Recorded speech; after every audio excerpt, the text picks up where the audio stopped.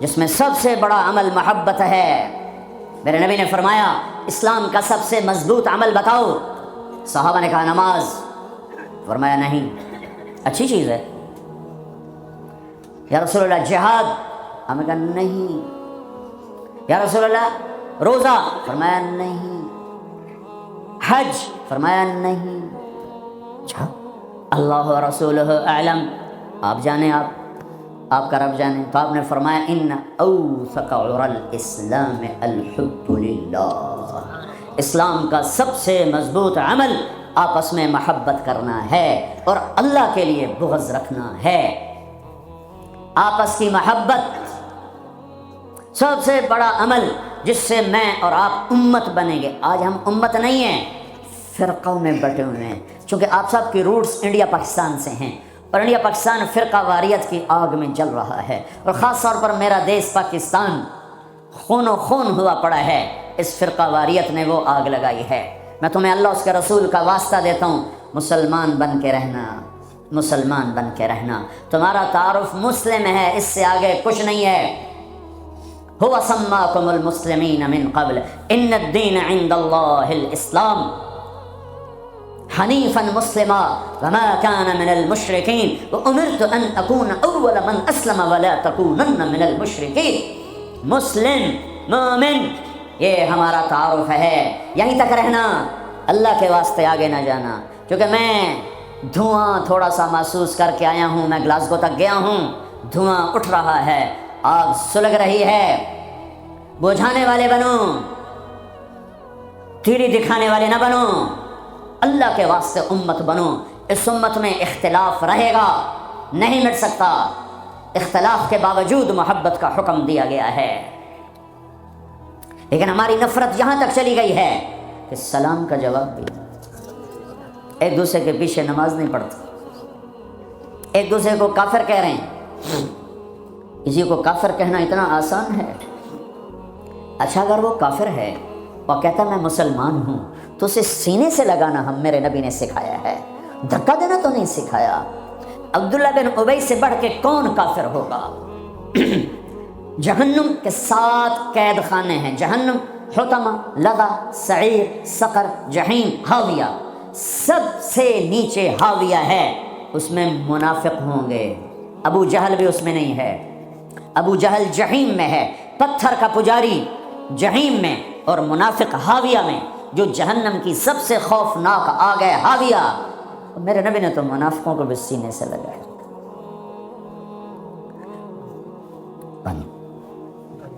عبداللہ بن ابی کا بیٹا عبداللہ پکا مسلمان، ہمارے نبی پانی پی رہے ہیں، ان کے بیٹے یا رسول اللہ تھوڑا پانی تو بچا دیں۔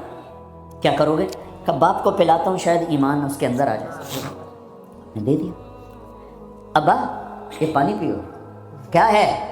کہ اللہ کے نبی کا بچا ہوا ہے، پی لے، شاید تیرے اندر ایمان آ جائے۔ کہ جا کہیں سے پیشاب لے، وہ پی لوں گا، یہ نہیں پیوں گا۔ ان کو چڑھا غصہ، سیدھے یا رسول اللہ مجھے اجازت ہے اس منافق کا سر اڑا دوں، بیٹا پوچھ رہا ہے، اتنی بڑی گستاخی۔ میرے نبی فرمایا نہیں نہیں نہیں، تیرا باپ ہے، جا اس کی قدر کر۔ میں یہ نہیں کہلوانا چاہتا کہ محمد اپنے پاس بیٹھنے والوں کو قتل کر دیتا ہے۔ تم اس کی امت ہو کر ایک دوسرے کو سلام نہ کرو، تم فرقہ واریت میں بٹ جاؤ۔ تم کیا میسج دے رہے ہو پوری دنیا کے انسانوں کو؟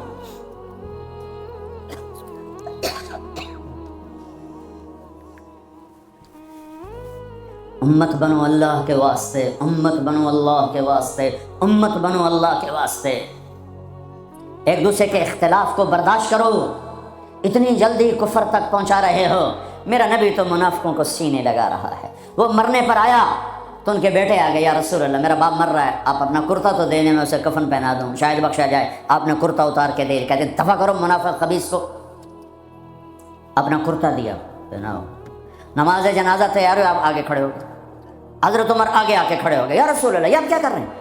آپ کو خبر نہیں ہے کون ہے؟ کہاں خبر ہے، تو پھر کیوں پڑھ رہے ہیں؟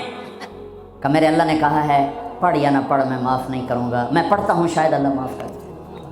میرے اللہ نے کہا ہے 70 دفعہ بھی پڑھ تو معاف نہیں کروں گا۔ پھر آپ نے کہا اگر میرا اللہ کہتا تو 70 دفعہ پڑھے گا تو معاف کر دوں گا، تو میں اس کا 70 دفعہ پڑھ دیتا۔ چھوٹے چھوٹے اختلاف پر یہ کافر وہ کافر، کوئی جنت میں پھر جائے گا کیوں؟ کسے جامنا ہے جنت؟ ویلی پی رہ جائے گی اللہ دی جنت، اللہ کی کرنا ویلی جنت ہے۔ پھر آپ پیچھے گئے، اس کو قبر میں اتار چکے تھے، آپ نے کہا باہر نکالو باہر نکالو، دوبارہ قبر سے نکالا، آپ نے لعاب نکالا، منہ کی تھوک اور اس کے منہ میں ڈالی، بخشش ہو جائے۔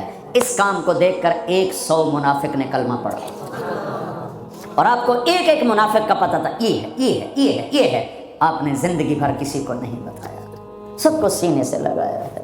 تم اس کی امت ہو کر چھوٹے اختلافوں پر کفر کفر کفر، سلام کا جواب ہی نہیں، چونکہ تمہارے روٹس وہاں سے ہیں، انہیں کاٹ دو کاٹ دو کاٹ دو، امت بن جاؤ امت بن جاؤ امت بن جاؤ۔ کس طرح میرے محبوب نے سب کو سینے سے لگایا ہے۔ ذوالخویسرہ ایک اور منافق ہے، آپ نے مال تقسیم کیا، نئے مسلمانوں کو زیادہ دیا، زید الخیر کو، اقرا بن حابس کو، عباس بن مرداس کو زیادہ دیا، اوروں کو تھوڑا دیا۔ وہ کھڑا ہو گیا، یہ تقسیم میں انصاف نہیں ہوا۔ تو میرے نبی کا چہرہ فق ہو صدمے سے غم سے، فرمایا اگر میں انصاف نہیں کرتا تو پھر کون کرتا ہے؟ تو حضرت خالد بن ولید کو جوش آیا، یا رسول اللہ دانی اضرب عنقہ، مجھے اجازت دیں میں اس کا سر اڑاؤں۔ آپ نے فرمایا کیوں؟ اس نے فجر کی نماز میرے ساتھ پڑھی ہے۔ وہ کہنے لگے یا رسول اللہ یہ منافق ہے، اس کی نماز کا اسے کیا فائدہ؟ میرے نبی نے فرمایا تو نے دل کے اندر دیکھ لیا ہے کہ یہ منافق، حالانکہ سب کو پتا تھا منافق ہے۔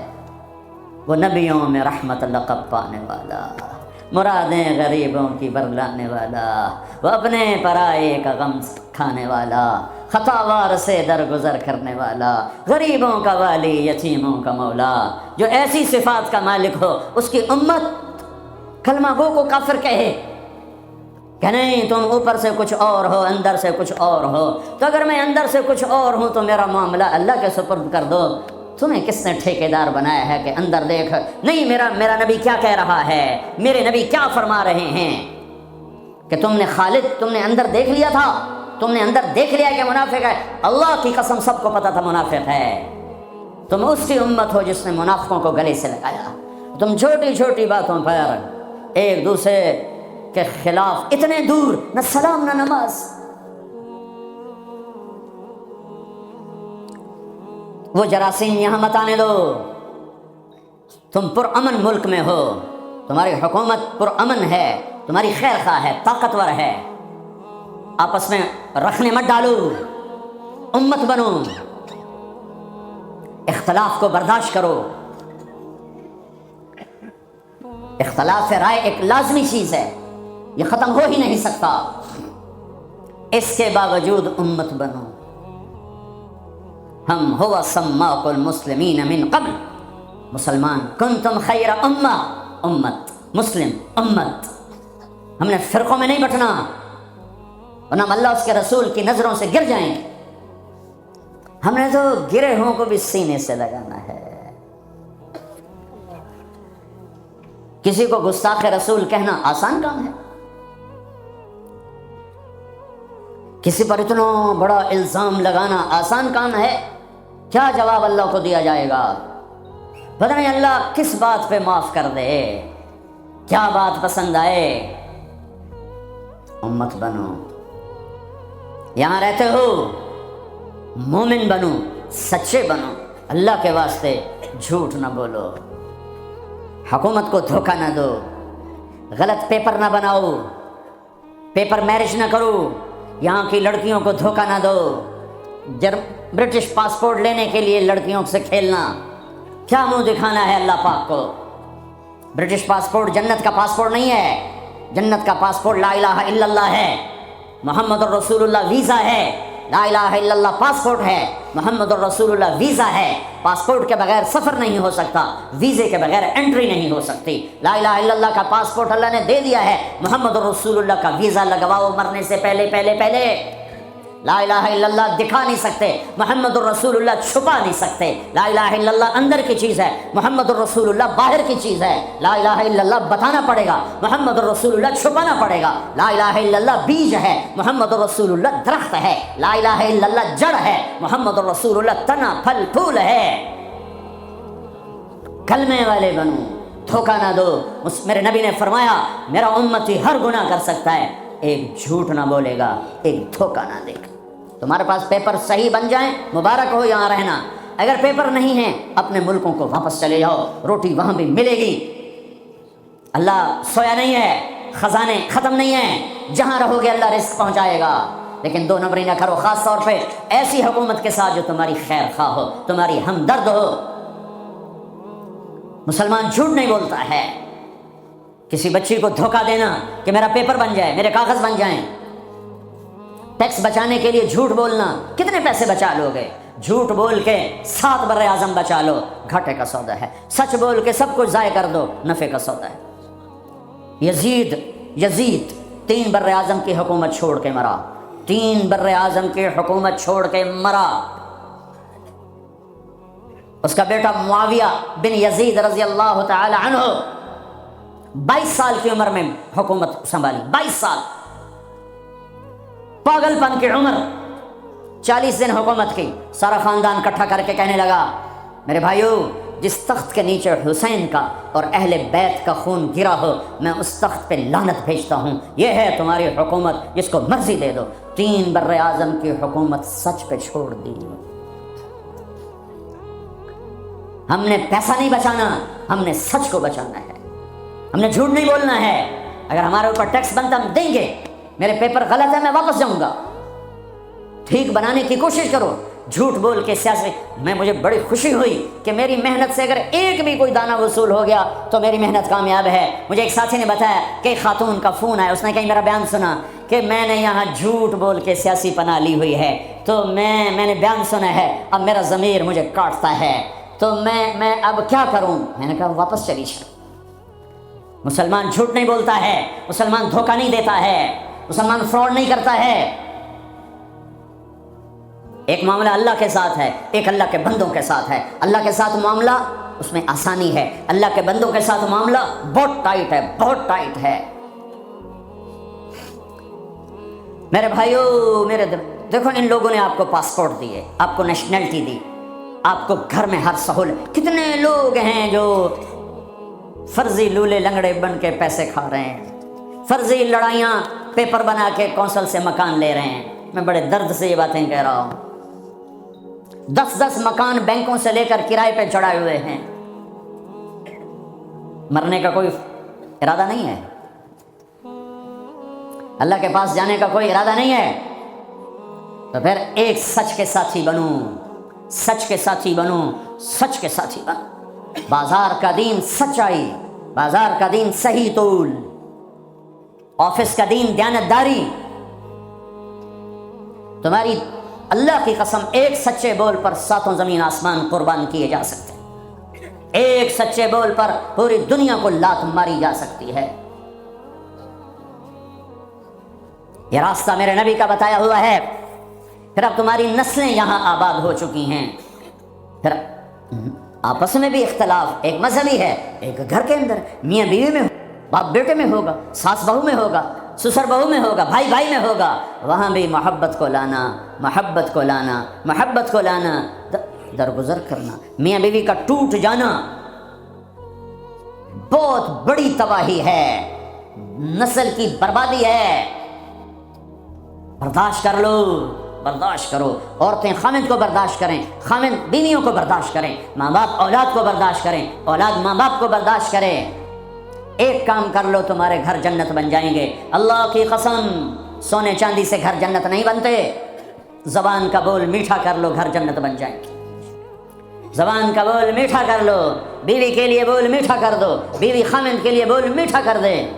یہ نہیں کہ کڑواہٹ نہیں آئے گی، برداشت، درگزر کرو، درگزر کرو۔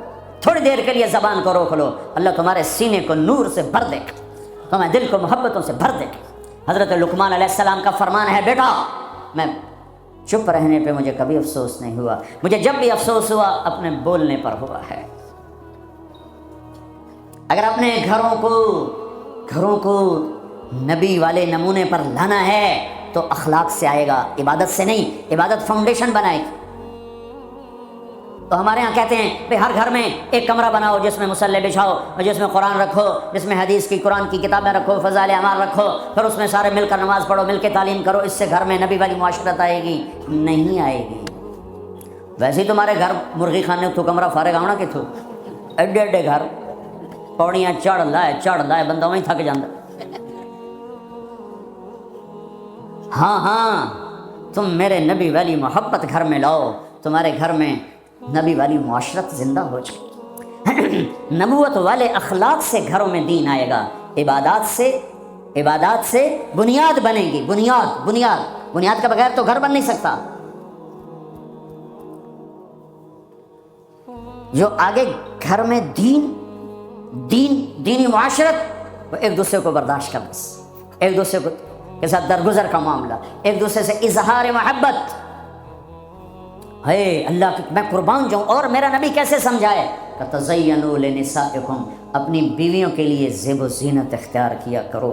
اور میرا نبی گھر کی زندگی کیا سمجھائے، سبحان اللہ، کہ بیویوں کے لیے اچھا لباس پہنو، اور عورتوں کو سمجھایا اشارتاً بڑے خوبصورت انداز میں، کہا جنت کی حور اپنے خامند کے لیے ایسے میک اپ کرے گی جیسے ام سلمہ میرے لیے کرتے۔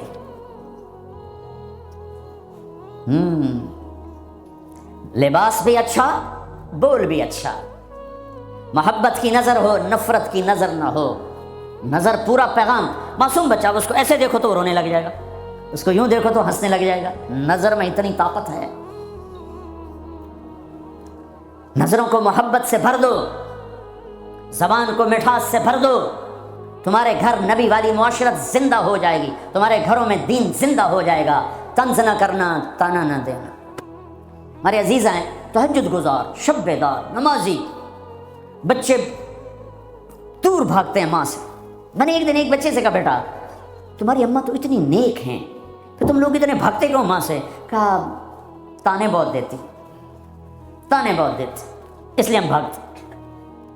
اگر اولاد کو اپنا بنانا ہے کبھی تانا نہ دینا، کبھی اپنے حق نہ، جو ہم تمہارے ماں باپ ہیں، تمہارے لیے پس گئے ہیں، تمہارے لیے یہ کیا وہ کیا ہوگا، جاؤ۔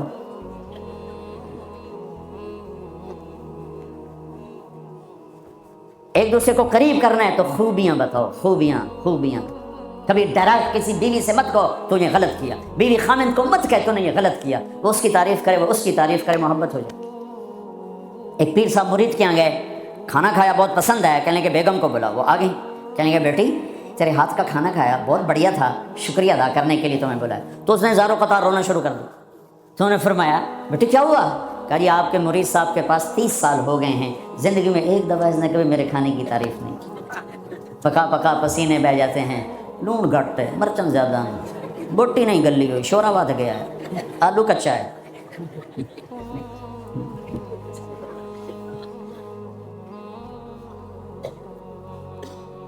ہاں محبتیں لانی ہیں تو برداشت کرنا پڑے گا، اور جب تک محبت نہیں آتی گھروں میں دین نہیں آئے گا۔ اپنے گھروں کی معاشرت نبی والی لاؤ، ایک دوسرے کی تعریف کرو، ایک دوسرے کی حوصلہ افزائی کرو۔ سبحان اللہ، اللہ کے نبی گھر آئے، ام سلمہ کے گھر کی باری، کھانے کو کچھ نہیں، پکایا کچھ ہے ہی کچھ نہیں، تو خامد و محمد مصطفیٰ جیسا اور آگے کھانا تیار نہ ہو تو بیوی کے دل پہ کیا گزرے گی؟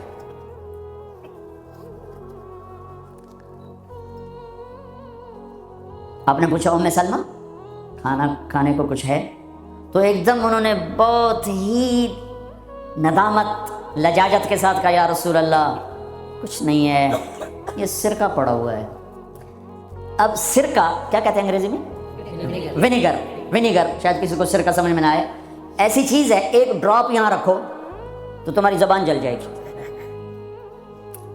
½ ٹی اسپون لو تو تمہارا سارا گلا چیر کے رکھ دے گا۔ اور میں غلطی سے کوئی سرکے میں بعض سلاد پہ ہوتا ہے نا سرکہ ڈالا ہو، میں غلطی سے میرے منہ میں کوئی ایک پتا بھی چلا جائے تو 1 ہفتہ میرا گلا گیا، اتنا میرا سینسٹیو گلا ہے اس سے۔ سرکہ کوئی کھانے کی چیز؟ انہوں نے تو آجل یا رسول اللہ بھائی ایک سرکہ ہے، ہائے ہائے ہائے ہائے۔ آگے میرے نے کہ سرکہ بھی کوئی کھمڑ دی چاہے، تب اتنا ہی نہیں پتا بھائی سرکہ کھمڑ دا نہیں ہوتا۔ میرے نبی نے فرمایا ہو نعم الادام الخل، ام سلمہ سرکے جیسا تو سالن ہی کوئی نہیں. ہے سرکے جیسا تو سالن ہی کوئی نہیں. کیسے اپنی بیگم کو شرمندگی سے نکالا اور احساس کمتری سے نکالا؟ سرکے جیسا تو سالن ہی کوئی. جس گھر میں سرکہ ہے انہیں کسی سالن کی ضرورت ہی کوئی نہیں. یوں حوصلہ بڑھایا جاتا ہے. یہاں تو چونکہ وہ مقابلے کی ٹکر، یہاں بیویاں بھی ڈاڈی ہیں خوب، تو یہاں تو ان کی اپنی کونسلز بنی ہوئی ہیں. تو میں مسلمان عورت کو کہتا ہوں، چونکہ یہ میری بات آگے جا رہی ہے، آپ میرے سامنے بیٹھے ہو، ایک دوسرے کو عزت دو، برداشت کرو. میرے نبی نے فرمایا بہترین مسلمان وہ ہے جو بیوی سے اچھا سلوک کرتا ہو. اور بیوی سے فرمایا میری شریعت میں سجدہ ہوتا تو بیوی سے کہتا خامند کو سجدہ کر. بہترین صدقہ اولاد کی تربیت ہے. پورا گھر میرے نبی نے نقشہ، ہر ایک کی قیمت بتائی. ماں تیرے قدموں تلے جنت، کہ کاش میری ماں زندہ ہوتی، تم دیکھتے میں کیا کرتا. میں عشاء کی نماز کے مصلی پر ہوتا، میں سورۃ فاتحہ پڑھ رہا تھا، ادھر سے آواز آتی میری ماں کی محمد، تو میں نماز توڑ کے کہتا لبیک اماں جان. باپ کا تیرے جنت کا دروازہ ہے، باپ تیری جنت کا دروازہ ہے، کھولنا توڑنا نہیں، کھولنا توڑنا نہیں. توڑ دیا تو جنت میں نہ جا سکو گے.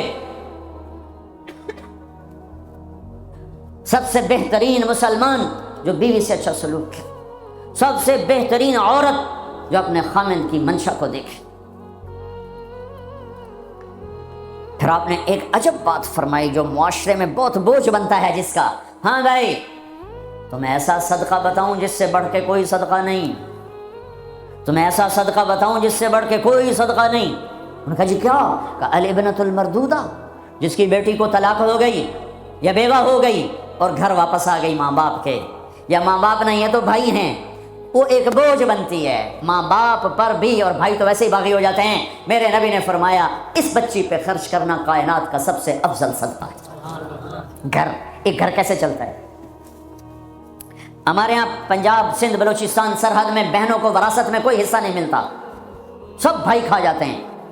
میرے نبی نے فرمایا جس کو اللہ نے 2 بہنیں دیں اس نے ان کا حق ادا کیا، شادی کی حق ادا کیا. ماں باپ کی وراثت میں سے ہوتا ہے، اگر میں نے کوئی خود کمایا ہے اس میں بہنوں کا حق نہیں. ماں باپ سے اگر 1 روپیہ بھی آیا ہے تقسیم کیا جائے گا. جس نے بہنوں کا حق ادا کیا، شادی کی حق ادا کیا، اس پہ جنت واجب ہو گئی. جس کو اللہ نے 3 بیٹیاں دیں اس نے ان کی ڈولی اٹھائی، وہ جنت میں میرے ساتھ یوں ہوگا. ایک بولے اگر 2 ہوں، کہ جس نے 2 بیٹیوں کی شادی کی وہ بھی ایسے ہوگا. اللہ بھلا کرے. ایک صحابی کا کہ جس کی 1 ہو، کہ جس کی 1 ہے، اگر اس نے اس کو عزت سے رخصت کیا تو وہ بھی میرے ساتھ ایسے ہی ہوگا. پھر کئی بچیوں کو طلاق پڑی ہے کہ اس کو بیٹا نہیں ہوتا. یہاں آنے سے پہلے کا واقعہ، پنڈی سے بچی رو رو برا حال اس کا. میں تو فون سنتا ہی نہیں ہوں ایسے کہ میرا تو کلیجہ پھٹ گیا ہے. ہے کہنے لگی کہ سسرال نے کہا تھا بیٹی ہوئی تو طلاق دے دیں. میں نے کہا اس میں میرا کیا قصور ہے، اور بیٹی ہی ہوئی اور مجھے طلاق پڑ گئی اور میں گھر آ گئی 22 سال کی عمر. بیٹی دینے والا اللہ اور ظلم کرنے والا سسرال. میرے نبی کو اللہ نے بیٹے دے کے اٹھا لیے. قاسم اٹھا لیے، عبداللہ اٹھا لیے، ابراہیم اٹھا لیے. 4 بیٹیاں دی، 3 زندگی میں اٹھانی. زینب، ام کلثوم، رقیہ، تینوں آنکھوں کے سامنے چلی گئیں. فاطمہ سے نسل چلی. آپ نے فرمایا لوگوں کی نسل بیٹے سے چلتی ہے، میری نسل میری بیٹی فاطمہ سے چلے. اس لعنت کو دھویا. عورت کا کیا قصور ہے اگر اس بیچاری کو بچیاں ہو رہی ہیں؟ جس نے اپنی بہنوں کو حق ادا کیا، جس نے بیٹیوں کو ڈولے میں بٹھایا، ان کا حق ادا کیا، کہ جنت میں یوں ہو جائے گا. بہنوں کو دینا اتنا ضروری ہے، حرام ہو جاتی ہے روٹی. میں نے مولانا جمشید صاحب میرے استاد ہیں، میں نے ان سے تفسیر پڑھی. میں ایک دن شہد کی بوتل لے کر گیا، پرانی بات ہے 76-77. میں نے کہا حضرت یہ ہدیہ ہے. فرمایا کہاں سے لائے ہو؟ میں کہا میرے اپنے باپ کا ہے. فرمایا تیرے باپ نے اپنی بہنوں کو، تیرے باپ نے اپنی بہن یعنی میری پھوپھیوں کو، تیرے باپ نے اپنی بہنوں کو زمین میں سے حصہ دیا تھا؟ یہ سوال کیوں کیا؟ 10 روپے کی شہد کی بوتل تھی اس وقت، کہ اگر دیا تھا تو یہ میں لے لوں گا، اگر نہیں دیا تو پھر یہ حرام ہے میں نہیں لوں گا. یہ مطلب تیرے باپ نے بہنوں کو حصہ دیا تھا؟ میں کہا جی اللہ کا شکر ہے میرے باپ کی بہن ہی کوئی نہیں، 2 بھائی، ساری زمین 2 بھائیوں کی، 2 بھائی۔ میں نے کہا جی اب موجہ ہی موجہ، بہن تھی ہوتی تو کوئی نہ دیتے۔ پھر کہنے لگے اچھا تیرے دادا نے اپنی بہنوں کو زمین میں سے حصہ دیا تھا؟ میں کہا جی اس لیے میں جمعہ ہی کوئی نہ ہوں۔ اتنی ریسرچ کے بعد ایک شہد کی بوتل قبول فرمائی، بیٹیوں کو دینا اتنا ضروری ہے۔ میں اپنے نبی والی معاشرت قائم کرو، اپنے نبی والی معاشرت قائم کرو، محبت ہو، سچائی ہو، الفت ہو، درگزر ہو، معاف کرنا ہو، طلاق سے بچو، جھوٹی شادیاں نہ کرو، پیپر کی شادیاں نہ کرو، اللہ کے واسطے یہ دھوکہ نہ دو، حکومت کو دھوکہ نہ دو، لولے لنگڑے بن کے ان سے پیسے نہ وصول کرو، کل اللہ پوچھے گا۔ میں ہر جگہ یہ واقعہ سنایا ہے، احسان دانش کی کتاب ہے اپنی اس کی زندگی پر، وہ میں نے پڑھی، بہت خوبصورت کتاب ہے۔ اس میں ایک واقعہ لکھا ہے کہ دلی میں ایک جیب کترا تھا، اس کے چیلے شام کو کمائی لاتے تھے۔ ایک دن ایک چیلا 2 روپے لے کر آئے تو انہوں نے اس کو ڈانٹا، سارے دن میں 2 روپے؟ کریں استاد جی آج بہت پیسہ، بہت مال بنایا تھا۔ یہ وہ دور ہے جب انگریز کی حکومت تھی۔ آج ایک گورے کی جیب کاٹی، بڑے پیسے تھے۔ میں 4 قدم چلا تو مجھے خیال آیا اگر قیامت کے دن عیسیٰ علیہ السلام نے میرے نبی کو گھلا دے دیا کہ آپ کی امتی نے میرے امتی کی جیب کاٹی تھی، تو میرے نبی کو کتنا شرمندہ ہونا پڑے گا میری وجہ سے، تو میں اس کو واپس کر کے آیا ہوں۔ تو اس نے اس کو 10 روپے نکال کے دیے کہ بیٹا یہ تیرا آج کا انعام ہے۔ دیکھو اللہ کے واسطے، کہیں عیسیٰ علیہ السلام نے گلہ دے دیا تمہاری وجہ سے، میرے نبی کو گلہ پڑا، تو پھر کہیں چھپنے کی جگہ پہلے ڈھونڈ لو۔ اگر اپنے حبیب کو گلے سے بچانا چاہتے ہو، دھوکہ چھوڑ دو، جھوٹ چھوڑ دو، ٹیکس کی چوری چھوڑ دو، فراڈ چھوڑ دو، غلط پیپر بنانے چھوڑ دو۔ اب تمہاری نسلیں یہاں آباد ہیں جن کے پاس برٹش پاسپورٹ ہیں، اسے اپنا دیش سمجھو، اپنی نسلوں کے لیے سوچو، اپنے اسکول بناؤ، اپنے مدرسے بناؤ، بڑی مسجدیں بناؤ، اگلی نسل کو کچھ دے کے جاؤ، اور اگلی نسل کو محبت دو، سب کچھ ہو جائے۔ محبت لانی ہے تو اسے قابو کر لو، اسے قابو کر لو، اسے قابو کر لو۔ میرے نبی، میں نے ہر جگہ یہ حدیث سنائی ہے، میرے نبی نے فرمایا سارے دین کا خلاصہ بتاؤں؟ کہا جی کیا؟ کہا آپ نے کہا یہ سارے دین کا خلاصہ 3 سپارے 10 لکھ حدیثاں۔ کیا؟ معاذ زبان کو قابو میں رکھنا، زبان قابو میں تو پورا دین قابو میں، زبان ہاتھ سے گئی تو سب کچھ گیا۔ ایک صحابی ہیں ابو دجانہ، جنگ بدر سے آخری حج تک میرے نبی کے ساتھ رہے، جنگ یمامہ میں شہید ہوئے، اور بڑے صحابہ میں ہیں ان کا نام، لیکن وہ بدر والا، احد والا، حدیبیہ والا، خندق والا، خیبر والا، فتح مکہ والا، حنین والا، طائف والا، آخری حج والا، یمامہ میں شہید ہونے والا، یوں کہتا ہے لوگو میرے پاس بخشش کا صرف ایک عمل ہے کہ میں نے آج تک اپنی زبان سے کسی کو دکھ نہیں پہنچایا، اور میرے دل میں کسی مسلمان کا بغض نہیں ہے۔ نبی والے اخلاق لاؤ، تھوڑے سے باتوں سے دعوت پھیل جائے گی۔ دعوت کا مزاج لمبے بیان ہے ہی نہیں، یہ تو ہم اجمی لوگ لمبے لمبے بیان کرتے ہیں، 2.25 گھنٹے پر میں پہنچا ہوا ہوں۔ تو دعوت مختصر ہو، اخلاق بلند ہوں، تیر کی طرح اندر بات جائے گی۔ باتیں لمبی ہیں، اخلاق سے خالی ہیں، اوپر سے گزر جاتی۔ لوگوں کو محبت دو، پتہ نہیں کیا کیا ہیرے بکھرے پڑے۔ میری عامر خان سے ملاقات ہوئی، اللہ کی قسم بطور انسان کروڑوں میں ایک آدمی، کروڑوں میں، وہ مجھ سے کیا متاثر ہوتا جتنا میں اس سے متاثر ہوں۔ اس نے کچھ باتیں اپنی مجھے کہا، آپ نے کسی کو بتانی نہیں، لیکن میں نے کہا عامر میرا جی چاہتا ہے کہ میں تیرے بیعتی ہو جاؤں۔ کمال ہے یار، تو اتنا عالی انسان، اگر ایک خطا اس میں ہے تو باقیوں کو اسے آنکھیں مت کر لیں، وہ چھوڑ دو جی، وہی ہو کوئی بندہ، وہ کیا پتا بندہ کسی اور نیکی سے اللہ سے معافی لے چکا ہو۔ نور جہاں مری 27 رمضان، شب قدر، جو رمضان میں مرے بخشا گیا، کہ رمضان میں مرو تو حساب کتاب کوئی نہیں، تو رمضان گزرنے کے بعد اللہ بنیت ہے کوئی نہیں، پیچھے کاپیاں پھاتے بیٹھے بولے آپ اگلا کھاتا تھا، پچھلا کھاتا، برابر کرا۔ وہ تو کریم ہے، وہ رمضان میں مارتا ہی اس کا جس کو معاف کرنا ہو، اور وہ مری 27 رمضان شب قدر۔ میرے لوگ لو جی مولانا صاحب دیکھو جی نور جہاں 27 رمضان میں مر گئی، میں کہا اللہ تے کیس کر دے، اللہ تے مقدمہ کر دے۔ اس قدر تنقیدی مزاج اور اس قدر نفرت، کیا منہ دکھاؤ؟ تم ٹھیکیدار ہو، دھن رے دھنیے اپنی دھن، برائی دھنی کا پاپ نہ بن، تیری روئی میں 4 بنولے، سب سے پہلے ان کو چن، تجھے کیوں فکر ہے اے گل، دلے صد چاک بلبل کی، اپنے پیرہن کے چاک تو پہلے رفو کر لے۔ یوں انگلی اٹھاتے ہو تو 3 تمہاری طرف آتی ہیں، 1 ادھر جاتی ہے۔ امت میں صفات ہے، محبت دو۔ اتنی صفات والا انسان کہ میں آپ کو بتا نہیں سکتا، لیکن لوگ ایسے عجیب، میں مل کے نیچے اترا ہوں جی، پھر جی اس نے توبہ کر لی جی، اس نے جی پھر 4 مہینے کا ارادہ کر لیا، اس نے جی داڑھی رکھنے کی نیت کر لی۔ میں کہا 2 لتر میرے سرے سے مارو، کہ میں انہوں ملیا کیا ہوں؟ ایسے بے وقوف، ایسے بے وقوف۔ عبداللہ بن مسعود رضی اللہ تعالیٰ عنہ سے ایک آدمی نے کہا جی وہ جو نوجوان آپ کی مجلس میں بیٹھتا ہے نا، آپ کا اس سے ذرا تعلق ہے، وہ شراب پیتا ہے، آپ اس کو نہ بٹھایا کریں۔ اچھا، اس کی ایک کمی کی وجہ سے باقی خوبیوں سے محروم ہو جاؤں؟ اللہ نے کاؤنٹنگ رکھی ہے، پرفیکشن نہیں رکھی۔ اللہ نے کہا 100 نمبر لوگے تو پاس کروں گا۔ اللہ نے کہا نیکیاں زیادہ ہوں گی، گناہ تھوڑے ہوں گے، پاس کر دوں گا۔ میرے اپنے علاقے کا واقعہ، ایک زمیندار تھے بڑے، گالیاں بھی بہت دیتے تھے، ذکر بھی بہت کرتے تھے، یعنی یہ تو میں نے اپنے سامنے دیکھا ہے، وہ تسبیح پڑھنا سبحان اللہ الحمد للہ، کسی نوکر تیری بنا، یعنی میں آنکھوں دیکھا بتا رہا ہوں۔ پھر دوبارہ دروش پڑھنا، پھر وہ فوت ہو گئے۔ وہ خواب میں کسی کو ملے، اس نے باقاعدہ سوال کیا، میاں صاحب آپ تو گالیاں بہت نکالتے تھے، آپ کے ساتھ کیا ہوا؟ کہا اللہ نے میرا ذکر اور گالیاں تولی، میرا ذکر بڑھ گیا، بخشش ہو گیا۔ بھائیو قدر کرو، قدر کرو۔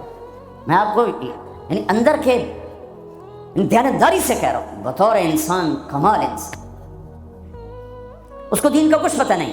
حج پہ کیسے آ گئے؟ ماں نے کہا تھا، میں نے کہا تجھے کو گفٹ کرنا چاہتا ہوں، تو اماں نے کہا بیٹا مجھے گفٹ نہیں چاہیے، مجھے حج کرا دے۔ حج پہ چل پڑ۔ 8 عورتیں خدمت کے لیے ماں کی، 4 عورتیں ماں کی خدمت کے لیے، اور 8 نوکر ساتھ، پورے حج میں ماں کی ویل چیئر خود چلائی، کسی کو ہاتھ نہیں لگانے تھے۔ تمہیں کسی میں کچھ نہیں نظر آتا، کلمہ تو نظر آتا ہے نا، اسی کی قدر کرو۔ میرا کزن تھا، فوت ہو گیا، اس نے زندگی میں وہ نمازیں پڑھی جو اس میں پکڑ کے، میں کہا بھائی خضر آنا نماز پڑھی بس، اور اس نے یا عید کی 2 نمازیں سال میں، یا وہ نمازیں جو میں پکڑ کے کھینچ کے لے گیا۔ ایک دن اس کی گاڑی میں جا رہا تھا، وہ چلا رہا تھا، میں آگے بڑھا، مجھ سے کہنے لگا طارق میاں میں آج تک قبلے المنہ کر کے تھکیا نہیں، میں نے شرم آتا، میں اس کا منہ دیکھنے لگا، ہر عیب اس کے اندر تھا۔ طارق میاں میں کبھی قبلے المنہ کر کے تھکیا نہیں، میں نے شرم آتا۔ پتہ نہیں اللہ کو کون سی ادا کسی کی پسند آ جائے۔ عیب نہ دیکھا کرو، خوبیاں دیکھا کرو، اچھائیاں دیکھا کرو۔ محبت ایک جادو ہے، جادو سر چڑھ کے بولتا ہے۔ چپ رہنا سیکھو، چپ رہنا سیکھو۔ ایک واقعہ ہر جگہ سنایا، یعنی آخری بیان ہے سفر کا، اسی پر بیان ختم کروں گا۔ ہماری ایک دھوبن تھی ماسی شریفہ، ماسی شریفہ مشہور ہو گئی پورے برطانیہ سے۔ سن 85 میں مری تھی، ہمارے کپڑے دھوتی تھی، تو آ گئی میری بہن کے پاس، کہنے لگی بی بی اے میری نوواں میرے نال بڑا لڑدیاں، لڑتی خود تھی، تو میں نے کوئی تمیز دے، یہ ساریاں میری نوکر بن جاؤں۔ دیکھو ایک بات بتا کے پھر یہ سنا، ساس سسر اور بہو یہ ایک انتہائی پینک پیدا کرنے والا رشتہ بن چکا، اس لیے کہ ساس اور سسر حد سے آگے بڑھے ہوئے ہیں ہمارے معاشرے میں۔ ساس اور سسر کا بہو پہ شرن کوئی حق نہیں، کوئی حق نہیں۔ وہ پہلے سے ذہن بنا کے بیٹھے ہوتے ہیں، پتر دی شادی کرنی، سانو کو روٹی تک کھواوے، چاہ تک پواوے۔ میرے ذمہ ہے میں اپنی ماں کے لیے چائے روٹی کا انتظام کروں، میری بیوی کے ذمہ نہیں ہے کہ ان کے لیے کچھ انتظام، اگر وہ کرے گی تو اس کی نیکی ہے، احسان ہے، نہیں کرے گی تو مجرم نہیں۔ ساس سسر کیسے حق ادا کرتے ہیں؟ میرے نبی بھی سسر ہیں۔ آپ حضرت فاطمہ کے گھر گئے تو وہ پریشان بیٹھی، آپ نے کہا فاطمہ کیا ہوا؟ کہ میری علی کی لڑائی ہو۔ اب جب لڑائی ہوتی ہے تو بچی کے ماں باپ بچی کے ساتھ، لڑکے کے ماں باپ لڑکے کے ساتھ، اور دونوں طرف سے گالم گلوچ، پھر مقدمے، پھر طلاقیں۔ آپ باہر نکلے، علی کدھر ہے؟ کہ باہر نکل گئے۔ آپ نکلے تو مسجد میں سوئے ہوئے تھے، آپ نے ان کو اٹھایا، قم یا ابا تراب۔ یہاں ابو تراب کا آپ کو ٹائٹل ملا۔ حضرت علی فرماتے تھے کل کائنات کے ملنے سے مجھے یہ ٹائٹل زیادہ محبوب ہے، کہ چونکہ اس میں اظہار محبت تھا اور اس میں اشارہ تھا کہ میاں بیوی میں لڑائی ہو جاتی ہے، میں تم پہ ناراض نہیں ہوں، اٹھو۔ ابو تراب لے کر آئے اور گھر میں یوں لیٹ گئے۔ رائٹ علی کو لٹایا، لیفٹ فاطمہ کو لٹایا، حضرت علی کا ہاتھ رکھا اپنی ناف پر، حضرت فاطمہ ہاتھ رکھا حضرت علی پر، پھر اپنا ہاتھ رکھا بیٹی کے ہاتھ پر، پھر فرمایا بولو ہماری صلح ہو گئی۔ تو کہنے لگے ہماری صلح ہو گئی، آپ اٹھے بڑے خوش۔ صحابہ نے کہا یا رسول اللہ آج تو بڑے خوش نظر آ رہے ہیں۔ فرمایا علی فاطمہ کی صلح کرا کے آ رہا ہوں۔ یہ ہوتا ہے ساس سسر کا کردار۔ لیکن میں بڑے درد سے کہتا ہوں، ایک عورت جب ماں ہوتی ہے تو انگ انگ سے محبت پھوٹتی ہے، وہی اب ساس بن جاتی ہے تو اس کے ایک ایک بال سے زہر نکلتا ہے۔ ایک مرد جب باپ ہوتا ہے تو شفقت کا پیکر ہوتا ہے، جب وہ سسر بنتا ہے تو ایک ظالم روپ اختیار کر لیتا ہے۔ یہ ہمارے معاشرے کے سلگتے ہوئے دکھ ہیں، ممبر سے کوئی نہیں کہتا، میں کہہ رہا ہوں، یہ میرے دین کا حصہ ہے، میرے تبلیغ کے کام کا یہ حصہ ہے۔ جس نے سارے عالم کا درد اٹھایا وہ تو بیویوں کو خوش کر کے گیا، 2 مہینے روٹی نہیں ملی وہ پھر بھی خوش ہیں، اور ہم چلا لگا کے 3 دن لگا کے بیویوں کے لیے زندگی حرام کر دیتے، ماں باپ کی زندگی حرام کر دیتے۔ ہاں ماسی شریفہ آ گئی، بی بی تویز دے، میری نوکر بن جا۔ وہ 4 اس کے بیٹے تھے، سارے شادی شدہ۔ تو میری بہن نے ایسے نا کاغذ لیا اور اس نا لکھا کے نا اس کو ایسے رول کیا، کماسی شریفہ جس لے تیری لڑائی ہوئے نا تو اے تعویذ ایتھے رکھنا ہے۔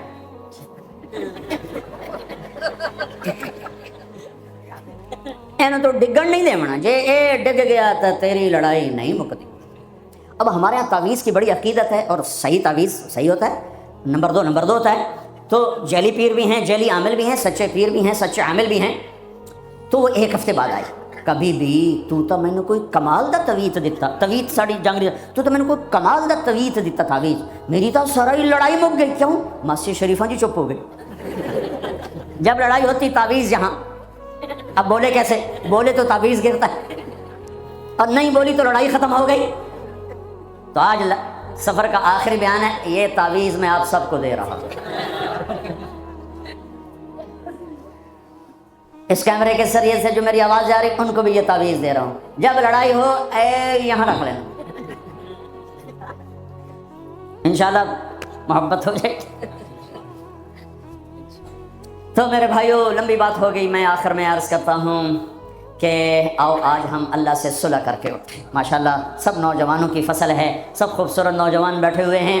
میں آپ سب نوجوانوں سے کہتا ہوں، جو دوسرے میرے بھائی بیٹھے ہیں ان سب سے، جو باہر بیٹھے ہیں ان سے، کہ آج تک جو ہوا یا اللہ معاف کر دے، اور آئندہ ہم توبہ کرتے ہیں، تیری مان کے چلیں گے۔ کرتے ہو نیت توبہ کی؟ کرتے ہو نیت توبہ کی؟ میرے ساتھ کہو یا اللہ میری توبہ، پھر کہو یا اللہ میری توبہ، پھر کہو یا اللہ میری توبہ۔ اگر یہ سچی ہے تو مبارک ہو، سب گناہ معاف ہو۔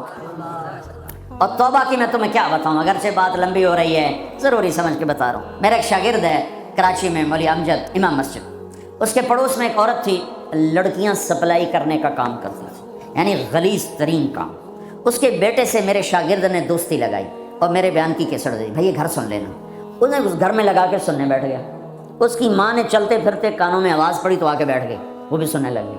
کیونکہ اس نے پوری نہیں سنی تھی تو کہا دوبارہ سناؤ، سنی، پھر کہا دوبارہ سناؤ، پھر سنی، کہا یہ کس کی ہے؟ انہوں نے کہا مجھے تو نہیں پتہ، کس نے دی؟ کہا امام صاحب نے۔ اس نے بیٹے کا ہاتھ پکڑا، دروازے پر آ گئی، لوگ تراویح پڑھ کے باہر نکل رہے تھے، رمضان۔ کہا امام صاحب سے ملنا ہے، وہ آ گیا بچہ، یہ تم نے دی ہے؟ جی۔ کس کی ہے؟ میرے استاد۔ کیا نام ہے؟ طارق جمیل۔ اس میں انہوں نے توبہ کی بڑی بات کی ہے، تمہیں تو پتہ ہے میرا دھندا کیا ہے، میری توبہ قبول ہو سکتی؟ کہاں بیبی کیوں نہیں ہو سکتی، تم توبہ کرو قبول ہے۔ کہا اچھا پھر میری توبہ۔ ساری زندگی اس نے کام کیا ہے، زبان پہ لاتے ہوئے شرم آتی۔ اگلے دن وہ تراویح میں آ گئی نماز پڑھنے عورتوں کے ونگ میں، یا اللہ میری توبہ قبول ہے تو مجھے اٹھا لے، دعا کی۔ اگلے دن یا اللہ میری توبہ قبول ہے تو مجھے اٹھا لے۔ 29ویں روزے سجدے کی حالت میں جان نکل گئی۔ ساری زندگی اتنا گندا کام کیا اور موت رابعہ بصری جیسی لے کر کی۔ تو بھائی توبہ کر لینا سب نے۔ ہاں ایک اور بتا، اگر ٹوٹ جائے پریشان نہ ہونا، پھر کر لینا، پھر ٹوٹے پھر کر لینا، پھر ٹوٹے پھر کر لینا۔ یہ میں کوئی شے نہیں دے رہا توبہ کے توڑنے پر، میں اللہ کی رحمت بتا رہا ہوں کہ شیطان کہتا ہے تیری توبہ کو کوئی فائدہ نہیں، تو کر کے توڑ دے۔ میں کہتا ہوں اللہ کی قسم فائدہ ہے، تم توڑتے جاؤ، پھر اللہ سے معافی مانگتے جاؤ، وہ جوڑتا جائے گا جوڑتا جائے گا۔ اگر سچے ہوگے تو ایک دن اللہ تمہیں توبہ پہ پکا کر دے گا۔